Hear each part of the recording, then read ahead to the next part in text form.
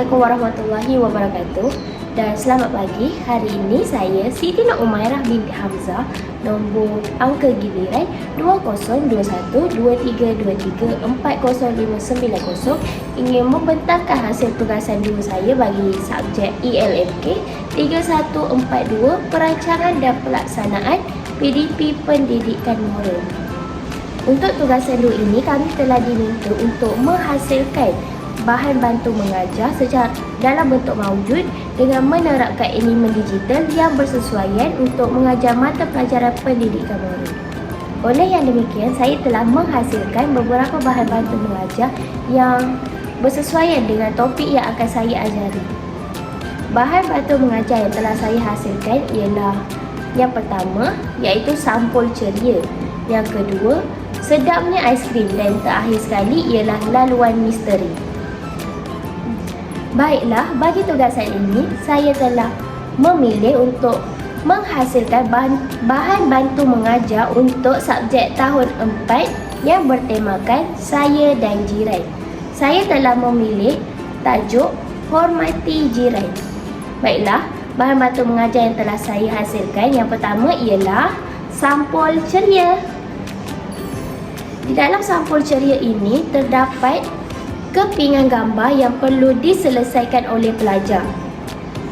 Para pelajar akan dibahagikan kepada 6 kumpulan, kemudian wakil daripada setiap kumpulan akan dipanggil ke hadapan kelas untuk memilih nombor yang terdapat di hadapan sampul ceria ini.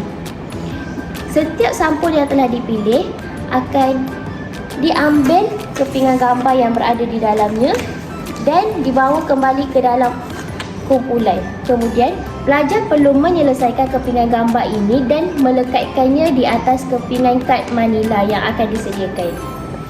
Bahan bantu mengajar sampul ceria itu tadi akan dibantu dengan bahan bantu mengajar yang kedua, iaitu sedapnya aiskrim. Sedapnya aiskrim ini akan dilaksanakan dengan cara salah seorang wakil murid yang berbeza akan datang ke hadapan kelas, kemudian akan mengambil salah satu batang aiskrim. Kemudian mereka akan membuka batang aiskrim ini dan terdapat tulisan yang akan berada di belakang aiskrim tersebut. Tulisan yang ditulis di dalam ini akan disesuaikan dengan gambar yang telah mereka hasilkan tadi. Pelajar akan mendapat ayat yang berbeza dengan kepingan gambar yang telah mereka cantumkan. Jadi, murid perlu mencari gambar yang bersesuaian dengan ayat yang ditulis di dalam aiskrim ini dengan gambar yang telah dihasilkan oleh ahli kumpulan sendiri atau ahli kumpulan yang lain. Ini merupakan contoh kepingan gambar yang telah diselesaikan oleh murid dan dilekatkan ke atas kad manila. Kemudian, murid akan bergerak ke hadapan kelas dan akan memilih salah satu batang aiskrim yang terdapat tulisan di dalamnya. Contoh, murid akan memilih batang aiskrimnya ini, kemudian membaca ayat yang terdapat di belakang aiskrim ini. Ayat yang tertera ialah memberi laluan kepada jiran yang lebih tua untuk turun daripada bas. Kemudian, murid akan melekatkan batang aiskrim ini di tepi gambar yang telah dicantumkan sebentar tadi. Untuk bahan bantu mengajar yang terakhir, saya telah menghasilkan bahan bantu mengajar yang bernama haluan misteri. Di dalam haluan misteri ini terdapat arahan-arahan yang perlu dilaksanakan oleh murid bersama ahli kumpulan. Dengan menggunakan kumpulan yang sama, guru akan membuat putaran roda dengan menggunakan laptop, dan nama kumpulan yang keluar semasa putaran roda tadi akan mendahului permainan ini. Mereka akan bermula daripada 1, seterusnya 2, 3, 4, 5 dan 6. Di dalam haluan misteri ini, para pelajar dikehendaki untuk melakonkan situasi yang telah ditulis di dalam bahan bantu mengajar ini. Manakala ahli kumpulan yang lain perlu meneka apa situasi yang dilakonkan oleh kumpulan yang lain. Contohnya, Kumpulan 1 perlu meneka lakonan situasi yang dilakonkan oleh kumpulan 3. Okey.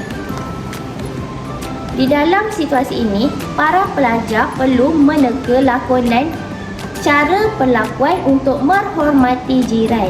Okey, contohnya, lakonkan situasi menjaga harta benda jiran dan meminta izin jika ingin menggunakannya. Seterusnya, lakonkan situasi berbuat baik dan tidak menyakiti jiran dan sebagainya. Sebagai contoh, guru boleh menggunakan aplikasi Will di Google dan boleh menuliskan nama kumpulan yang hendak dibuat.